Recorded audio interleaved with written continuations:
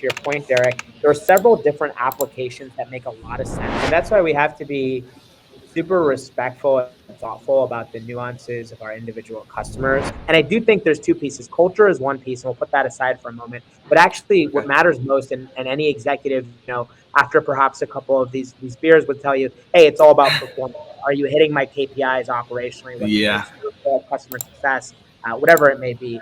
And we take those extremely seriously. I've got a certain culture, and how are you going to fill the need? Hey, let me let you in on a little secret. Everything is slowly but surely turning into an as-a-service model. From cars to cell phones, the as-a-service model has worked for several products and services. But the closest this model has worked for the talent and labor pool has been temp agencies. Until now. If you're just meeting me today for the first time, my name is Derek Roush from VocalPoint Consulting. I'm the president and CEO over here at VocalPoint. And in this video, I'm joined by my friend Joey Perez. And we're going to be talking to Sahil Mehta, who is with a company called Shiftsmart. We're going to be talking to Sahil about Shiftsmart's disruptive platform and how it is completely blowing up the hiring, training, and managing of employees today. I hope you enjoy this over some pizza and beer like we did. Now look, whether you're responsible for a contact center, retail locations, or maybe you're an hourly employee yourself looking to put some extra cash in your pocket without offering your home up to Airbnb or your car up to Uber, this is an approach that is 100% applicable to the way our gig economy has shifted, especially post-COVID. But enough talk.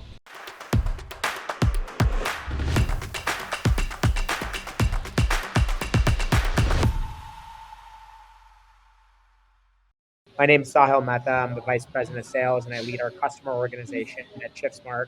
Have been with the company for about 5 years here.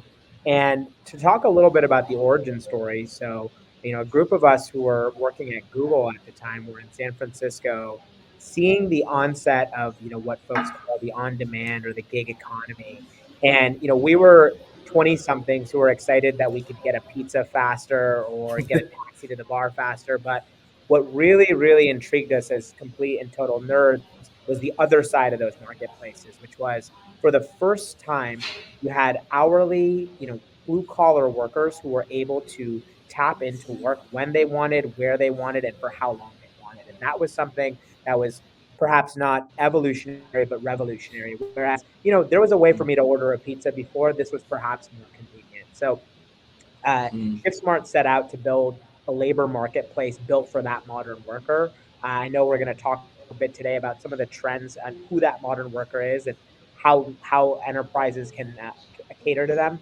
But I've been with the business for about 5 years. Have led global expansion, top line revenue, and operations for us. So I've worked across several different verticals. I've had to wear several hats, but I'm really excited to be here with y'all today. Cool. Yeah, thanks for sharing that, friend.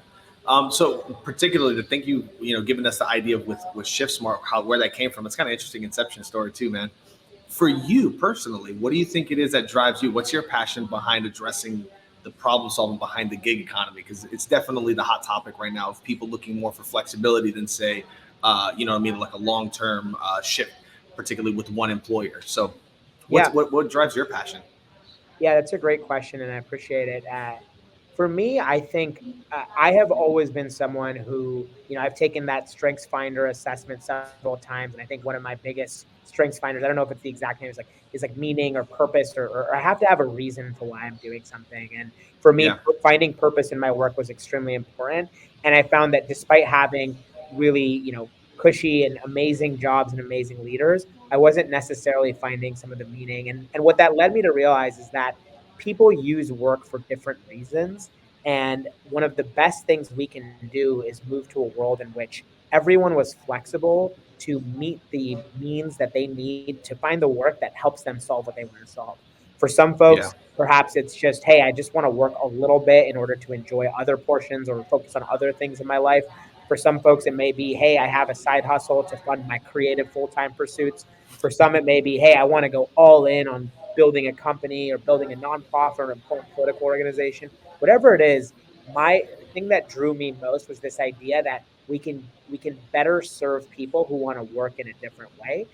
Because my thought was that fundamentally, and this is something that our founder and CEO Akash says a lot, is that the product market fit of traditional employment has broken, and it's time for it to be updated. Great point.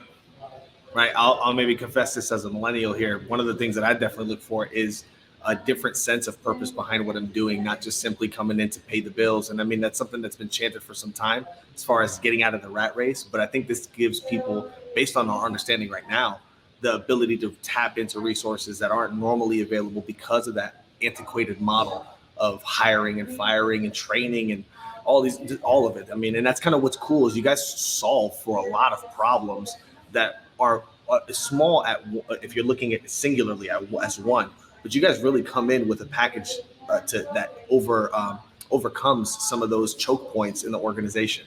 So I'm excited to dive into that a bit today. Yeah, and if just one quick example, I don't think Uber solved anyone's existential desire to be a taxi driver, but what it did was give them flexible access to work, and that was something that was new, novel, and really inspiring. And if you're taking an Uber anytime soon, ask about their motivation, why they do it. And it might be, hey, because I can do this in these hours and spend more time with my family, or hey, I can do this in these hours and spend more time with a creative pursuit, or I can do this, make enough money and not have to work the other time, which is perfectly fine. And our perspective is that people should have that freedom to choose no matter what they do. Yeah. So then, Sahil, to that end, where do you guys fit? Because you're talking about that flexibility. So what industries are you seeing that this is a good fit for? Because I obviously it's not going to be a good fit for everybody. Right. Yeah. It's a great question. So, and maybe important for me to take a quick step back. So several of the folks watching this are probably thinking, you've driven around your town, you've seen the now hiring signs on every business. It seems like there is this massive labor shortage. And what we think is it's not necessarily a shortage, it's a mismatch, i.e. the product that's being offered is not interesting to the people who are available. And the result of that is you have a 62% labor force participation. That's the lowest in U.S. history, and a record over 10 million jobs available. So you've got record high in terms of supply, record low in terms of demand.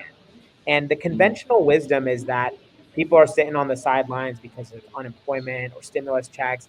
And we completely reject that notion. And actually, in September, when several of those programs ended, you actually saw labor force participation continue to decrease, which suggests that even when those programs ended, people were taking themselves away from that traditional employment. So from that perspective, what started with Uber and consumer logistics, as it spreads into the enterprise, to your point, Derek, there are several different applications that make a lot of sense for turning a job into a series of shifts that can be managed as a portfolio. So what we say is Shiftsmart is a platform that enables workers to stack shifts across multiple employers based on their preferences, availability, and performance. And from that perspective, any role that is ultimately, something you can break down or what we call fractionalize into smaller units and make flexible in some way, whether that's a flexible location for the call center use case, a flexible start time, for example, for cleaning at a retail location. It just needs to happen once per X days. Doesn't matter when it starts.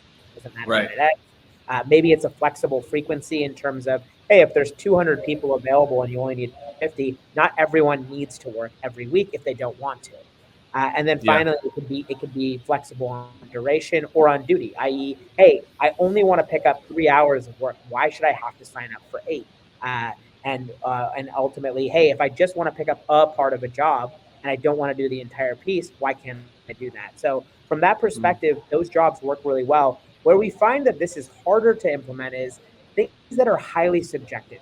So candidly, the jobs that we have, content marketing or copywriting, things like that nature may not make sense because it doesn't metricize in that same shift-based format.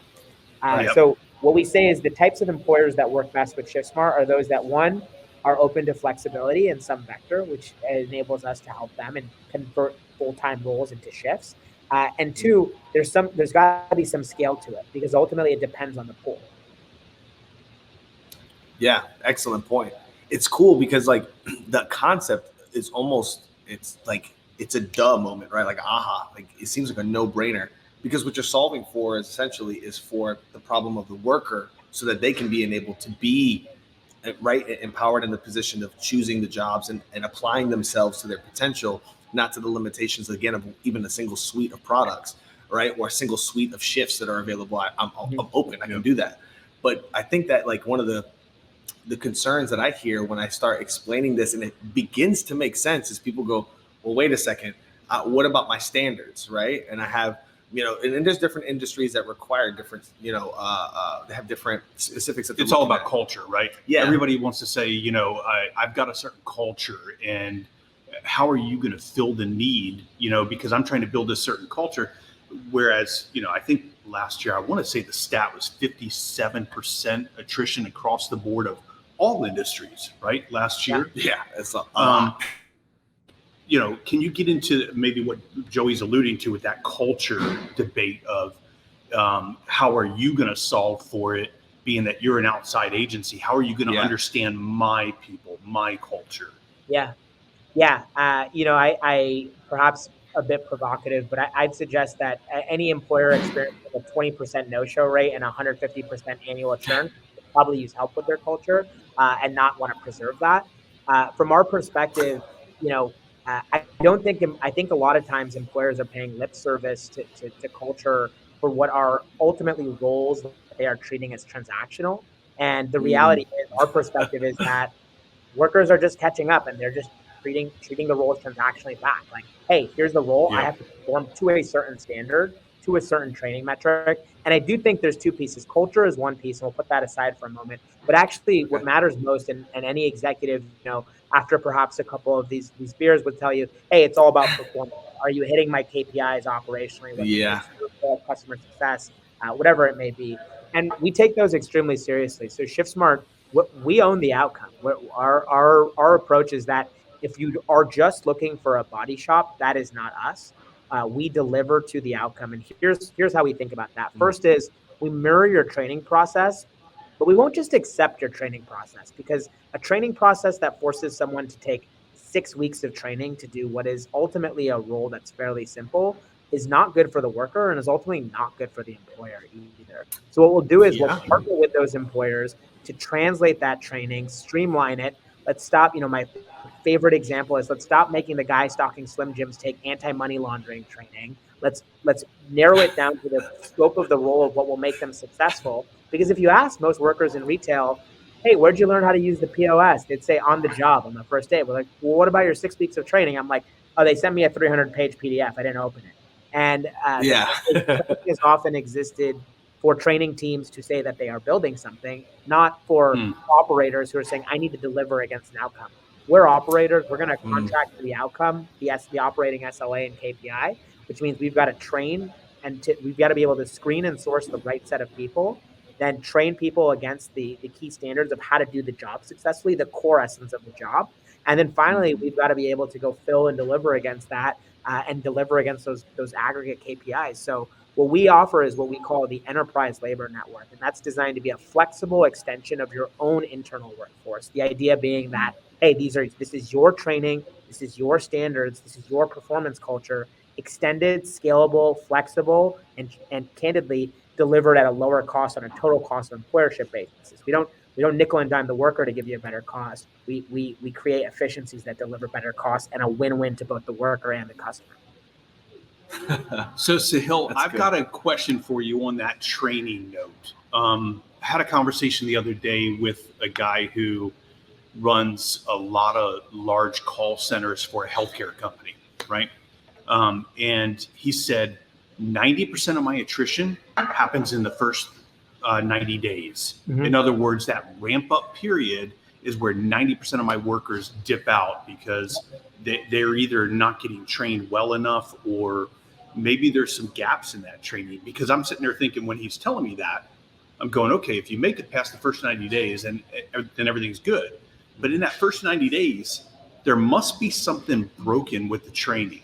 Yeah. So yeah, I'd agree with that. With that note, or on that note, how would you guys come in and maybe help tweak that? Or do you do any of that consultative approach to where you're going to say, hey, I understand you want to train this way, but this might be broken? Yeah. The reason why that's broken is because that person you were talking to is still thinking about it in the same kind of outdated framework of a full-time role, right? So it's this idea of I have 100 full-time roles and I'm going to go hire 100 people, and then 20 don't make it to the first day. Those who of the 80 who make it to the first day, 20 don't show up half of the days, and 20 more churn out. So you're just in this constant backfill. Shiftsmart's approach is entirely different. So if you're saying, hey, I need 100 workers for 8 hours a day, the reality is you need 800 hours. And you need 800 hours delivered at a certain performance standard. And the reality is you're now locked into a full-time structure. You might need 400 of those hours before noon, and then 400 of those hours after 6 p.m. based on the cyclicality of your business, seasonality of your business. So you also need that flexibility. So our approach is entirely different, to where if you tell us, hey, we're trying to fill a maximum concurrent agent count of 100, we'd go out and invite several hundred people to train, people who are specifically interested in flexible work, who know that, hey, I'm not going to be doing this on a regular basis, or rather, I'm not going to be doing this every day, 8 to 5, 9 to 5. I'm going to be picking up shifts. I'm going to be trained and held accountable to the standards, but I can do this for 8 hours a week, 12 hours a week, 15 hours a week, 4 hours a week. And from that perspective, one is by shortening this training duration, what we're able to do is actually figure out very quickly who are folks who are not a fit. And this might be voluntarily that, hey, I'm not a fit for this. And with Shiftsmart, the beautiful part of that product is that those folks who have come into that role, we might find in discovering they're not a fit for a inbound contact center role, that, wow, they are tenacious on the phones. Like, they are an outbound agent, like, at their core. So let's go reroute them in another role that's a better fit, because, maybe they're not a fit for this other role. Then there are probably some folks who are coachable, and there are probably some folks who are naturals. And the goal is, let's go quickly figure out who falls into which bucket, and then let's treat everyone really well. Let's give everyone opportunities, but let's make sure that our contact center and the hours are primarily made up of the coachables and the naturals. And for those who are not a fit, let's go find them other places where they can work. That's excellent.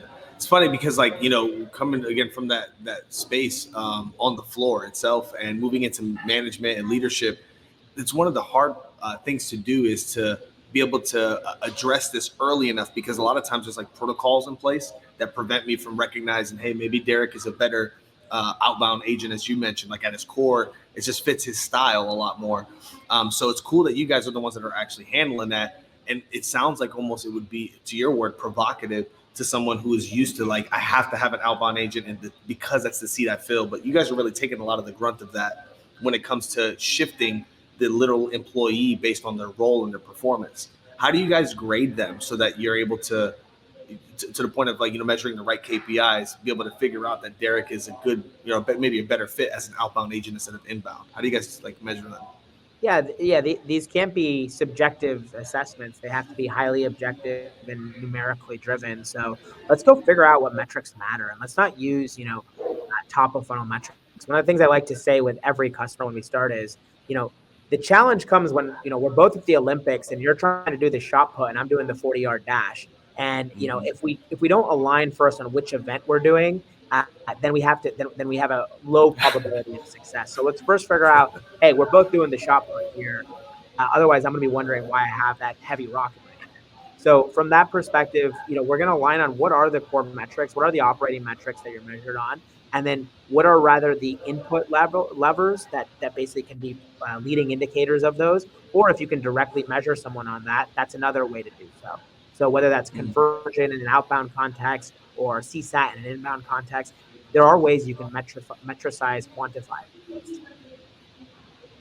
Very cool. That's very cool, man. Could you dive in a little bit deeper on the quality assurance side of it? Because we talked a little bit about inbound and outbound. What about the guys who aren't necessarily engaged in the customer direct? Could you dive a little bit more into that regarding how you guys service that part of the industry?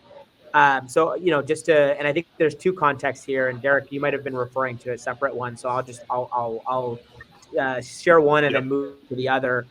From a quality assurance perspective, ultimately, the only way that, and I'll address it this way. So specifically, Shiftsmart, we own the outcome. Our approach is that if you are just looking for a body shop, that is not us. We deliver to the outcome. And here's how we think about that. First is we mirror your training process, but we won't just accept your training process, because a training process that forces someone to take 6 weeks of training to do what is ultimately a role that's fairly simple is not good for the worker and is ultimately not good for the employer either. So what we'll do is we'll partner with those employers to translate that training, streamline it. Let's stop, my favorite example is, let's stop making the guy stocking Slim Jims take anti-money laundering training. Let's narrow it down to the scope of the role of what will make them successful. Because if you ask most workers in retail, hey, where'd you learn how to use the POS? They'd say on the job on the first day. We're like, well, what about your 6 weeks of training? I'm like, oh, they sent me a 300-page PDF. I didn't open it. And has often existed for training teams to say that they are building something, not for operators who are saying, I need to deliver against an outcome. We're operators. We're going to contract for the outcome, the operating SLA and KPI, which means we've got to train and we've got to be able to screen and source the right set of people, then train people against the key standards of how to do the job successfully, the core essence of the job. And then finally, we've got to be able to go fill and deliver against that and deliver against those aggregate KPIs. So what we offer is what we call the enterprise labor network. And that's designed to be a flexible extension of your own internal workforce. The idea being that, hey, this is your training, this is your standards, this is your performance culture, extended, scalable, flexible, and candidly delivered at a lower cost on a total cost of employership basis. We don't nickel and dime the worker to give you a better cost. We create efficiencies that deliver better costs and a win-win to both the worker and the customer. So Sahil, I've got a question for you on that training note. I had a conversation the other day with a guy who runs a lot of large call centers for a healthcare company, right? And he said 90% of my attrition happens in the first 90 days. Mm-hmm. In other words, that ramp up period is where 90% of my workers dip out because they're either not getting trained well enough, or maybe there's some gaps in that training. Because I'm sitting there thinking, when he's telling me that, I'm going, okay, if you make it past the first 90 days, then everything's good. But in that first 90 days, there must be something broken with the training.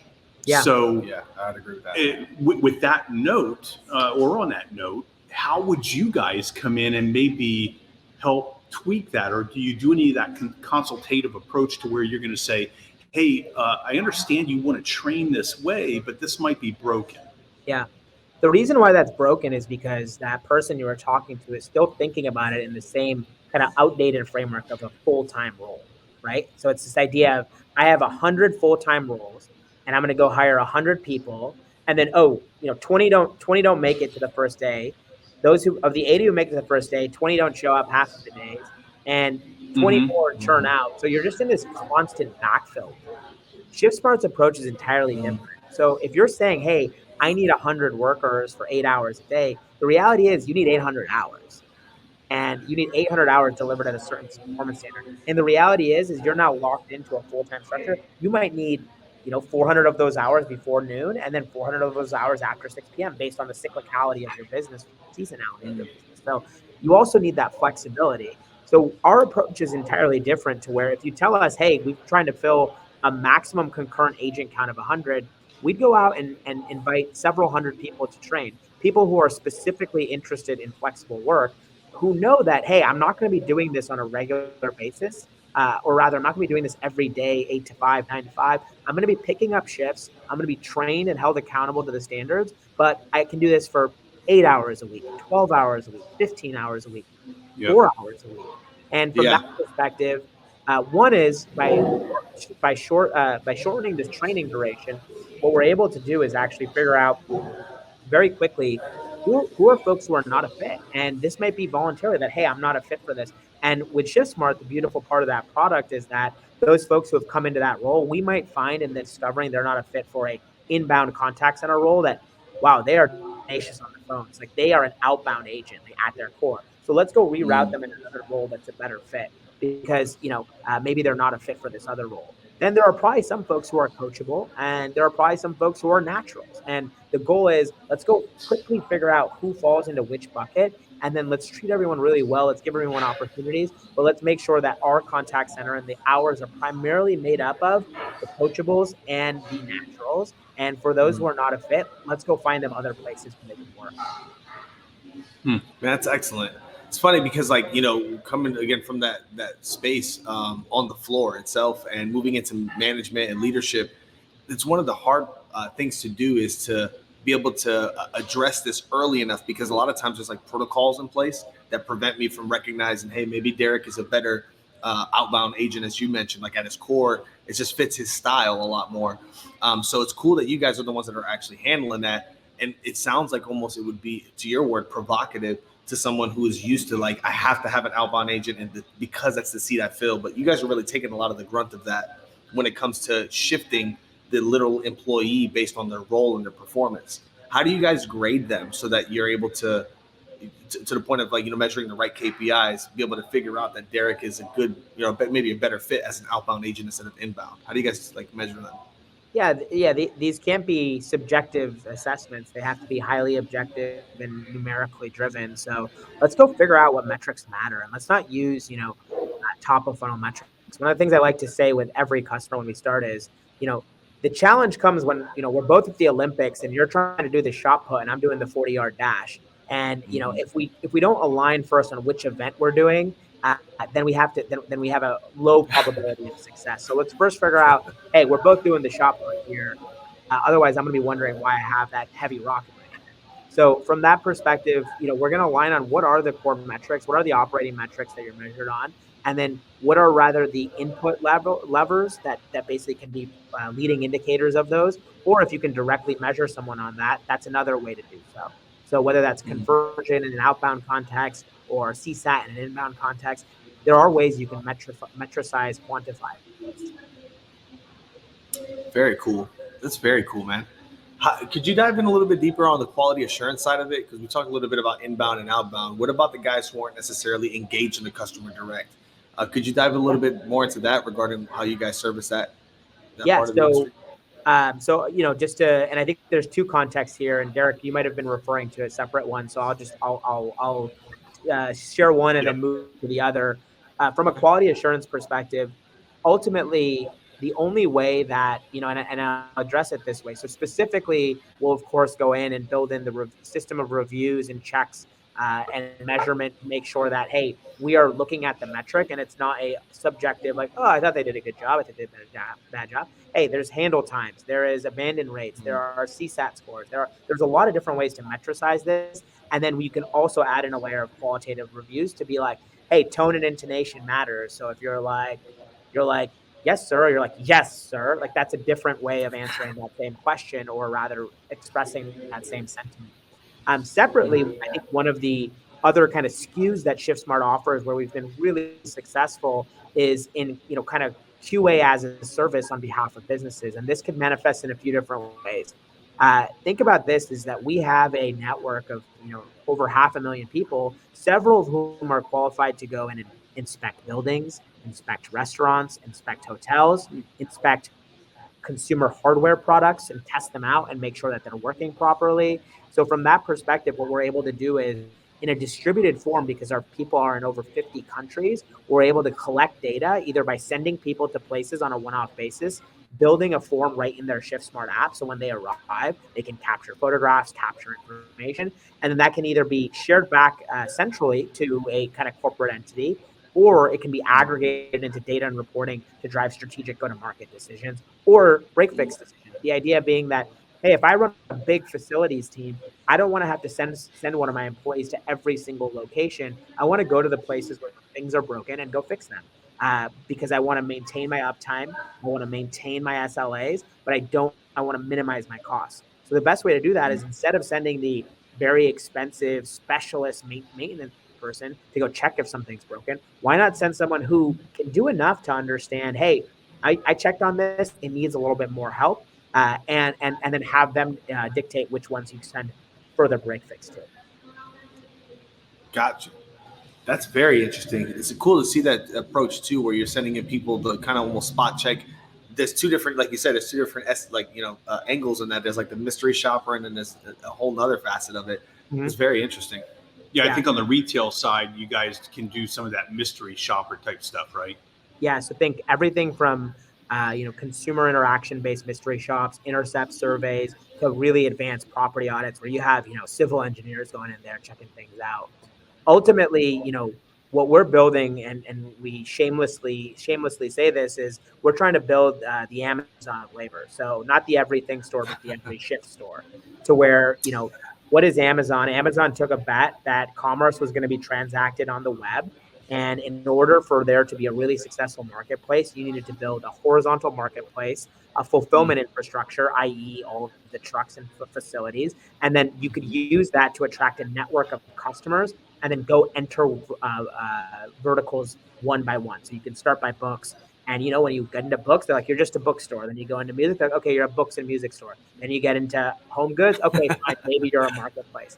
Very similar path for Shiftsmart, although we're nowhere nearly as big, but hopefully one day, which is we said that, hey, we think that shifts are going to be transacted on the web.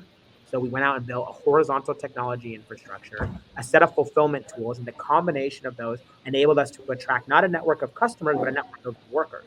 And by combining those elements, we're able to enter in verticals one by one. So the very first vertical was mystery shopping.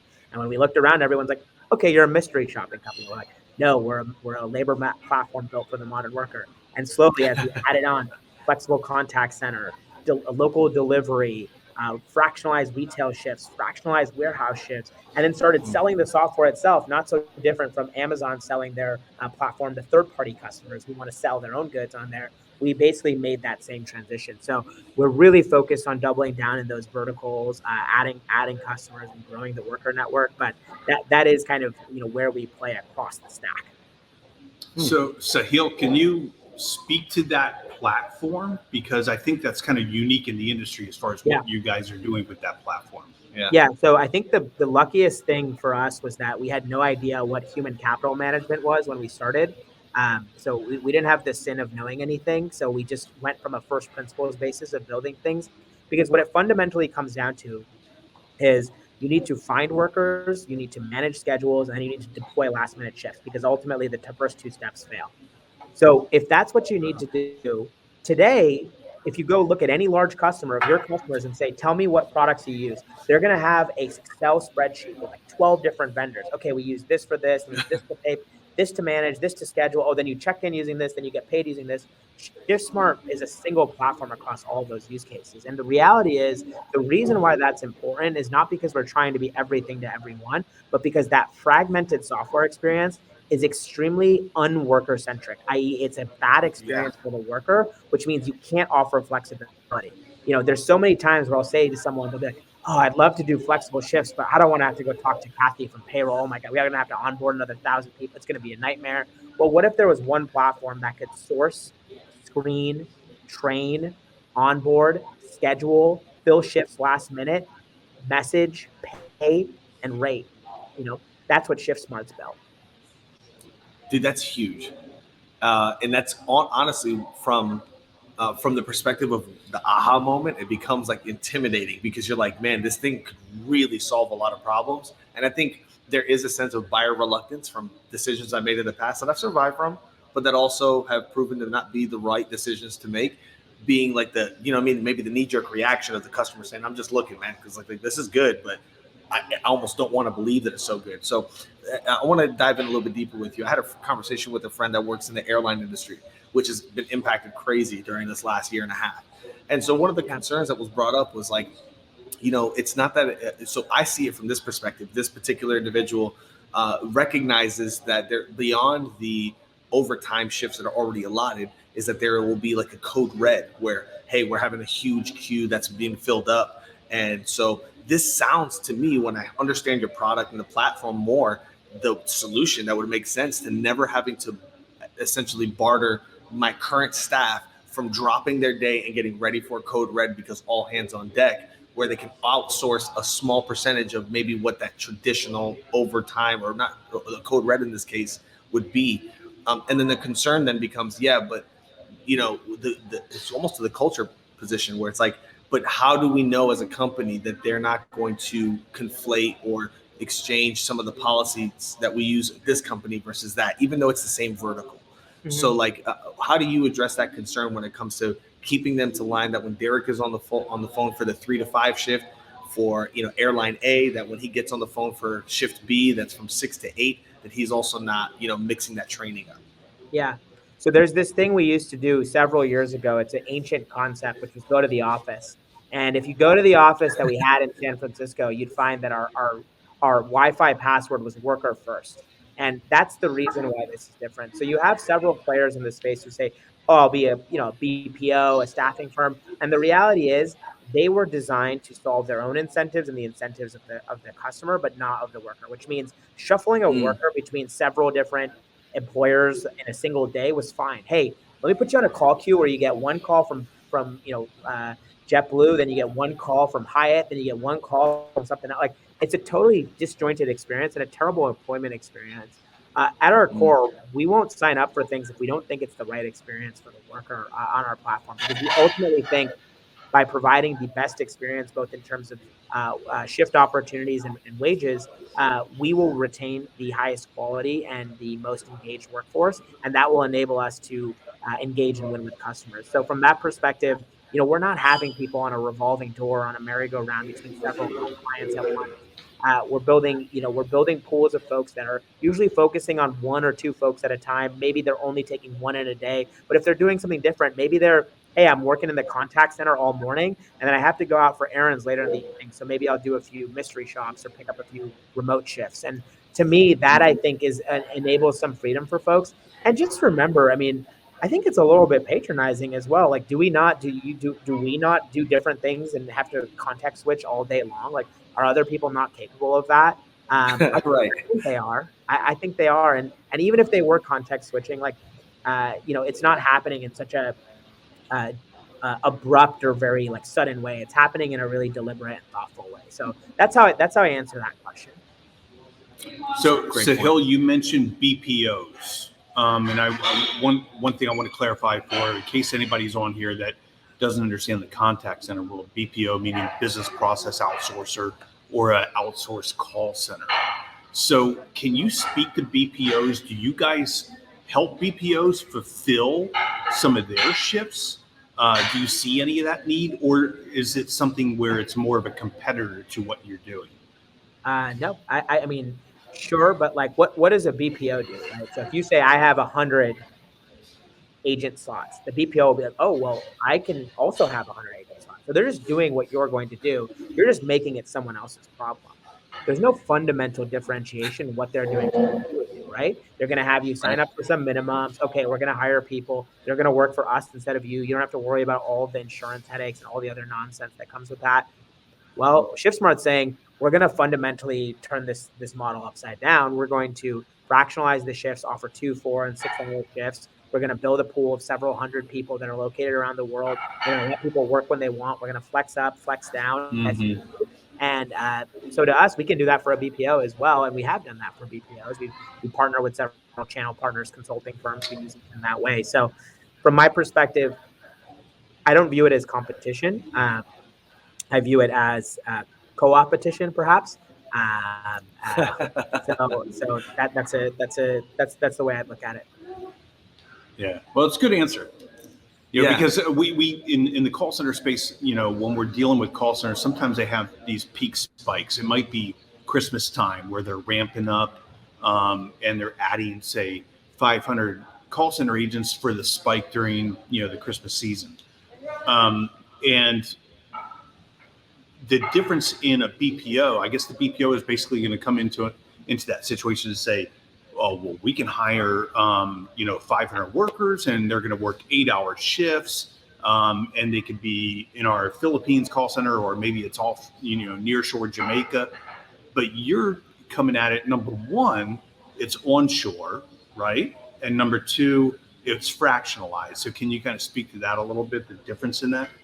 Yeah. So, I mean, if you think about it from the shift inventory perspective. So if you take what the BPO is doing, they're just taking the same shift inventory that you as an employer would offer and saying, okay, I'll just go offer it to people. And perhaps I'll go, take advantage of some wage arbitrages based on lower cost of living in, the Philippines or in Jamaica and Dominican Republic or in India, wherever it may be, where all these guys work, right? And, if you go work in those call center industries, that there's the same actual kind of conditions that you have in the U.S. labor economy, which is fierce competition, tons of attrition, Folks will leave for small pay increases. And the reality is because there's this abundant supply of work of these types of roles. So it's Yep. expected that this will be a revolving door. Mhm. What we do instead is, we go out and reach out to, we have several folks across the United States. So 80% of our workforce, of our aggregate 500,000, are in the United States, and nearly every contact center agent we work with is in the United States. And those folks are able to, flexibly access shifts. So that inventory is totally differentiated. That 2-hour shift Mm. for our customer is not available anywhere else on the planet. So as I suggest, when people think about us less as like a competitor to a BPO. We're a category creator in the sense that, think of us like Airbnb. There was no way you get to rent that room in that mansion before Airbnb. They created a category. Mm. They created inventory that was otherwise unavailable, which is difference between them and Priceline.com, right? Priceline Yeah. just gave you access to the existing inventory. Airbnb created proprietary inventory, which is why they were able to attract customers in such a dynamic fashion and grow to the massive market valuation that they have today. Shiftsmart, Yeah. similarly, Great the point. shifts on Yeah. Shiftsmart don't exist anywhere else in the world. That BPO job, I can copy and paste that job description into Google and see it posted 100 other places. Excellent point, man. Excellent point. I think, so at that point you start dealing with, and this is from my understanding, the more I understand the product again, the more I recognize how the buyer could fall into this fear. And it's probably unnecessary, but like, you think a car guy, for instance, who wants to outsource a mailer campaign will typically outsource to specifically a car centric BPO, right? Yeah. Maybe that might be the thing that they do. And so it's really objecting to the idea that it has to be strictly a car specific or automotive specific BPO. In this case, it's a fractional worker. So could you talk a little bit about like addressing that concern when, as a consumer, I'm thinking of, man, I could see this being great, but then what's the point of me hiring people, right? Like if I could just hire people through you, then like there's a Yeah. disconnect there sometimes. So could you Yeah, address that? no, it's a good point, and that's why we have to be super respectful and thoughtful about the nuances of our individual customers in taking the time and deploying a team to understand their business model and understand, the most two overused words at ShiftSmart are objective function, i.e., what do they want? What is their goal? And similarly, we pay respect. So we've done work in automotive, but if someone were to come to us, it's not even about automotive. Like, yeah, anyone can throw out buzzwords and nomenclature, but can someone go in and understand, hey, for that executive, is this a company that's solving for top line growth? Is this a company that is having EBITDA shrinkage? Is this a company that just needs to make it through a holiday season? Let's go figure out. Let's go Mm. strip away some of the jargon and the industry nomenclature and get to the heart of what is the company trying to solve. So for me, our goal when we engage with a new customer is let's go get our customer promoted. Let's go get them promoted, and if we do the right thing, we solve their objectives. And it's not just about that, but of course, what they're doing will be great for their organization as well. But we'll take the time, and we have a team, and there are labor marketplace type companies that have basically approached this as a pure unmanaged marketplace, i.e., think like Upwork or something like that. Buyer Yeah. beware. You just kind of go and you do it. And I love Upwork. I have a lot of respect for their business model. But the point I want to make is that they're not managing to the outcome for you. It's still your responsibility to own the outcome. With Mhm. Shiftsmart, we own the outcome, which means we fundamentally have to become experts. So when we launched with a convenience chain, guess what? I was down in the panhandle of Florida wearing a hairnet, watching how we make the breakfast sandwiches in the morning. When we Mm. launched with political polling company, we were in the facility in Las Vegas, and we weren't at the casino. We were in the call center making calls, asking people, what issues are important to them in an upcoming election. So, and that was our leadership team making that investment. So for us, it's extremely important that we understand our customers' businesses. We're not necessarily the best fit for the smallest companies or the smallest use cases. We probably work with somewhat larger. Rather, if you have larger labor needs, we can go take the time and really invest and understand. But I think that's the most important thing is, strip away the industry jargon. Like I can tell you about cars all day, but can you tell me, Yeah. hey, my biggest problem is that my abandon rate is leading to lower throughput into my dealerships, which is causing us to have insufficient leads, which is causing us to lose sales reps to the rival dealership across town. That's knowing their problem, which is different from me knowing about, a V6 versus V8 and the new Jaguar. Yeah. Excellent point, friend. Excellent point. Yeah. So Sahil, can you speak to a couple of use cases, maybe in a couple of different vertical markets, and where you guys have really shined? Yeah, yeah. So I'll talk through a few of what we call our SKUs or offerings, or ways in which employers have deployed the enterprise labor network.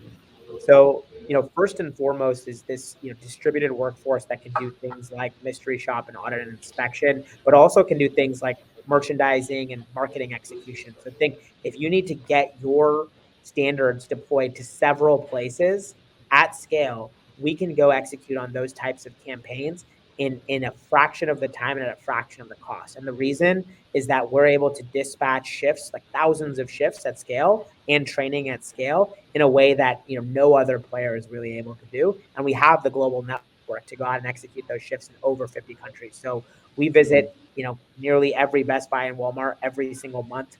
We in the United States, and several retailers across Europe and East Asia, Australia. So a lot of work in that place where we've built a tremendous amount of coverage and a tremendous amount of expertise and reps. Uh, Next one I'll call out is audits and inspections, and this is where I need to go deep. I need to get someone really, really expert to that pool. We can go find those targeted. We can go build a standard training profile, standard worker profile, and then go build targeted pools in different regions. Another one I'll talk about, and this is the one I know we've been talking about a bit, is the flexible contact center. So we worked with the SBA and trained over 2,000 agents in the tier one use case in 72 hours to support the launch of the PPP program during COVID. Unheard of. And there were several large scale companies that were involved at the periphery, but we were the ones who delivered the agent count. And so much so that, a large subset of those agents were actually down selected to be tier two agents as well. So what we're finding is that, we are able to deliver both the scale and quality at an unprecedented pace. Next one I'll talk about is fractionalized work, both in terms of retail and warehouse. And the idea of this sits at the core of Shiftsmart, which is the idea that, hey, these companies, whether they're retailers, restaurants, warehouses, logistics, are all facing high call out rates, high churn, and inability to hire. And we think that there's an opportunity for them to rethink that static 40-hour-a-week schedule, convert it into a set of several shifts, and then dispatch that to a larger than normal network of workers that are all trained against your standards, which enables the three core benefits. If someone wants to know, hey, what should I buy from you? You can buy fractional staffing, you can buy global audits and inspections, you can buy mystery shops, you can buy flexible contact centers, you can even buy the labor software that we use to make it real. And we have several large scale departments in the New York City government using us for that context. So you can buy it buy several things from us, but the benefits at their core are pretty simple. You fill the shifts, you save on the total cost of employership, and if there's revenue capture that you're missing out on because you haven't been able to sufficiently fill, you capture that revenue. It's cool, man. It's like it really what it does is confront the end user with, like you mentioned earlier. I think that example between like Airbnb opening up a new, literally, it's just like new money, right? It's new, in this case, new inventory. In this case, we're talking about new workers that typically wouldn't be available because of this prehistoric model at this point. I mean, it's crazy to even say prehistoric because it wasn't that long ago it worked, but it almost seems like the longer it takes for you to shift to using something that works for the today economy, the longer you're going to be behind the eight ball and trying to catch up with what ends up working. So you guys also have this interesting kind of like a pay for what works model, right? Could you address a little bit about like how you can address savings for a consumer who might be interested in diving a little bit deeper with you guys?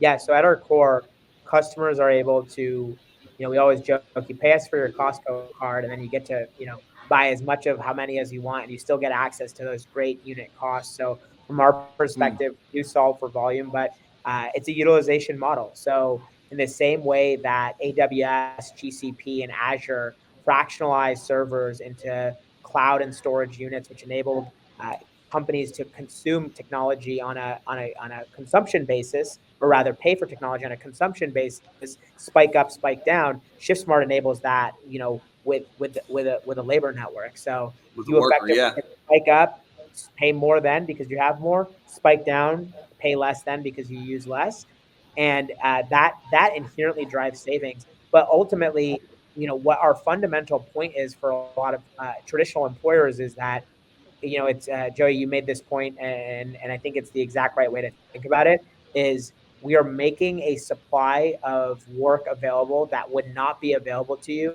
through the traditional method. So we're not better than you at posting jobs on Indeed. We're not better than you at posting ads at Facebook, but we are a lot better at fractionalizing the shift and having the technology to go distribute those shifts at scale. And that is what is truly proprietary and differentiated. So, Sahil, you talk about you guys have this certain pool of workers today. How do you find those workers and how do you continue to grow that pool? Because obviously, as you guys continue to grow, that pool needs to grow as well, right? Yeah, absolutely. So, we treat the growth of if you think about it, Shiftsmart has the combination of a B2B business and a B2C business, kind of both amalgamated into one. So, we have an app that was a top 70 app in the iOS store last year. And from that perspective, how do we go attract people? We use the traditional digital channels. We use referrals. We use local ambassadors. We use direct outreach. I mean, every kind of, there's no marketing hack that I'll be able to deliver. I'm definitely not the person that can give you the marketing hack of the day. But what I can tell you is that the reality is so much of the winner in this space is going to be driven by referrals, and referrals are going to be driven by who can deliver the best work experience and wages to the workforce. And I think, when we speak to a lot of our workers, those who rate us really well are just like, hey, I get more work. No one's looking for the shiniest or the fanciest app. What people are looking for is flexible on-demand access to work that pays well and is good work to do. And as long as we continue to provide that, I have no doubt that we'll be able to attract more people, because this is a part of the workforce that is being overlooked by many large corporations. You have 1 in 3 workers as of 2020 participating in the, what people call the gig economy. We're saying, hey, it's not the gig economy, it's the flex economy. And Come several of on. us are participating in it, including us three. I'm sitting here in New York, you're sitting in Orlando. You probably work from home some days. We all want to have flexibility in the way that we Yeah. work. It's time that we extend that to everyone. Everyone deserves it. Hey, you mentioned ratings. So the workers that plug into your app are rated as well, right? And so if I'm an employer and I want to have, maybe 100 fractional employees filling some, spots within my contact center, how do I know that they're doing a good job? Yeah. Yeah. So I think the most important thing when we start with any customer is, like I said earlier, metricize what is the outcome, what are the objective functions of why we're deploying this workforce, identify the key metrics of how we're going to measure it. There will probably be input metrics and output metrics, i.e., like with a contact center outbound, dials is an input metric. Hey, how many inputs, how many dials did you input? And then maybe connections and sales is the output metric, or whatever it may be, or Yeah. conversions, right? So I think it's important to measure inputs and outputs and identify the leading indicators in that way. But in terms of ratings, I think it's, the benefit is that, and we think it's a benefit on both sides. So, when you think about the reason why, there are several companies that popped up and said, we're going to build LinkedIn for the blue collar. And, there's a big graveyard of these companies. And the reason why those companies weren't able to take off was because if I am a forklift operator, I do not need to connect with 100 other forklift operators. That does nothing for me. Actually, as a Yep. forklift operator, what's be useful to me as a social network is access to work, right? Is access to work. And more importantly, that subset of our economy doesn't get to take their achievements from one job to the next. And whereas, I get to take my accomplishments from, I worked at Google prior to this, I worked at a startup prior to Shiftsmart. I got to bring those accomplishments with me here. For someone working in retail, restaurant, warehouses, they don't often get to do that. So what Yeah. we're saying Great is point. that by creating a digital performance history, what we're able to do is identify, hey, these people are great for these roles. Let's give them opportunities for other roles that they may be a good fit for. And we've seen great stories of individuals who we have a worker on our platform who started as a bus driver prior to the COVID-19 pandemic, and of course, in the midst of that pandemic, that they were furloughed from their role, Yeah. and they started just picking up a few mystery shops here and there. And then from there, when their job became furloughed, they decided, hey, I'm going to be a outbound contact center agent. Who knew that this person that was a bus driver was such a talented outbound contact center agent that they slowly transitioned to being a supervisor and working tier two shifts on several different contact centers for some of our biggest customers. And what we're saying is that, if you at 22 years old decide to be a bus driver and society is telling you you should be a bus driver for the rest of your life, that makes no sense. That's extremely silly and complete nonsense to us. Why can't you try other things, see what you're good at, and then go lean into those things? But you also don't have to do them forever. So you're talking about somebody moving up the ladder. So does that mean that you guys can do, like, say in the contact center world, you can not just do the agent, but in case that agent moves up to be a supervisor, that supervisor can be fractionalized as well? Yeah, absolutely. It's under the same dynamics of the agent role. So for us, we think this is a vehicle for real social mobility because people can take their performance and accomplishments from several roles and then enter it. And we have folks working at Shiftsmart. We have folks working at Shiftsmart who started as agents or contract workers on the platform who now work, are equity holding employees of Shiftsmart. And what we say is, hey, when I think about social mobility, that's a really cool way for us to be impactful. Man, it sounds like you guys have become essentially like you've given the worker, you're focused on the worker so much, right? I mean, it's kind of the point you're solving for the workers issue, that it's only pushing for businesses to become like the worker, and that they're also willing to open up to that fractional market as opposed to being limited. Happening at this point is that they're limiting themselves from both the talent pool that's available and really the metrics that matter, which only drive the outcome that they're really looking for. KPIs, I think, have shifted a lot over the last year and a half. It's like you're measuring for things that used to work in the contact center. What I can touch on Derek's shoulder and be like, hey, come to the office, and then put you in training. And it may not even be training. I'm just trying to get you off the phone so that I can decompress my call queue. So let me ask you this, man. So like you guys can handle something like, say again, that code red, right? Or those seasonal bumps. But what about like things where like call out shifts? Is that something else that you guys help dive in on the KPIs to figure out, hey, look, this is really what you're solving for? Isn't necessarily the training by itself, but it's the fact that it's the availability of the agents that are going to help them stay past, say, that 90 days. You're talking about like if somebody had a mass call out, like we've seen recently, we won't mention any company names, but mass call out, right? So how do you fill that void, and how do you do it really fast? Right? Yeah, so let me talk a bit about that. I think there's a couple of interesting things because what you're solving that problem at its in a reactive way. What if you solved it in a proactive way? So when we schedule for our contact centers, I mean, sometimes you go to gate C7 at MCL or MCO, I think is in Orlando. And some days it's a great day for Joey and he gets upgraded to first class because someone didn't show up. And some days he gets bumped to the next flight. What the airlines are doing are managing an expected value of people showing up to the flight. We do the exact same thing, which is we manage the expected value of people showing up to a shift. And you know what? Sometimes we shoot low, which means there are insufficient people. In that case, we can instantly release several more shifts because we've built a larger than necessary pool. We are likely to be able to fill those shifts fast. What happens more often than not is we may maybe have some slight overage, in which case that comes at no cost to the customer. That Shiftsmart owns. In the same way that sometimes Joey gets a first class flight. Yeah, that's big. It's a nuance that's really worth noting. Yeah, so you're saying you got a buffer in there in case that kind of thing happens then, right? I mean, inevitably 20% of people will call out. You just don't know which 20%. So why not schedule appropriately?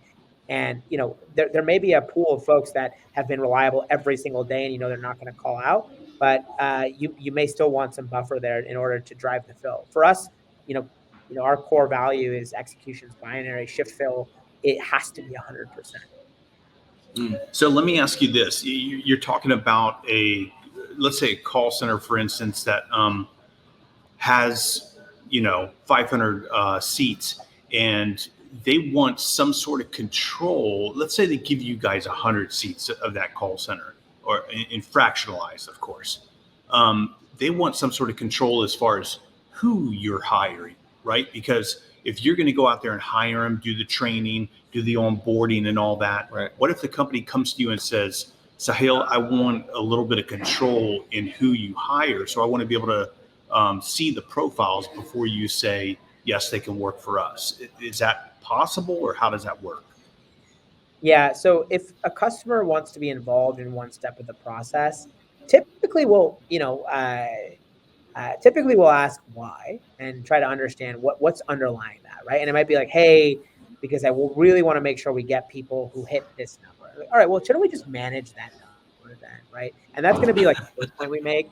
I mean, look, if a customer is insistent on being involved, I'll do anything for my customers. So if that's something that's really important to them, we'll share profiles over. We'll help them see. We'll prove who these people are, because we want, the whole point is it should be a human experience. These are people that have real lives, real challenges, real skills, real talents, real availability that they give to these companies. So we do want to make that as human of an experience as possible. But I think what we find is that's often a big what I like to call like a hammer when you don't really know what question you have, but you're just worried. You want to do something so you feel better, right? So I say, hey, are we managing to a operational outcome, or are we managing to your anxiety? Because if we're I'm sure you guys run into companies that want control, right? It's just, they're so used to having control, and giving up that control is a big deal. I mean, right? If 20% of people aren't showing up and 150% of people are churning out, I'd argue they don't have any control to begin with. Right? Fair enough. I think it's more of a reality check, right? It's the point being that it should be a relationship on equal standing as far as I'm concerned. Yeah.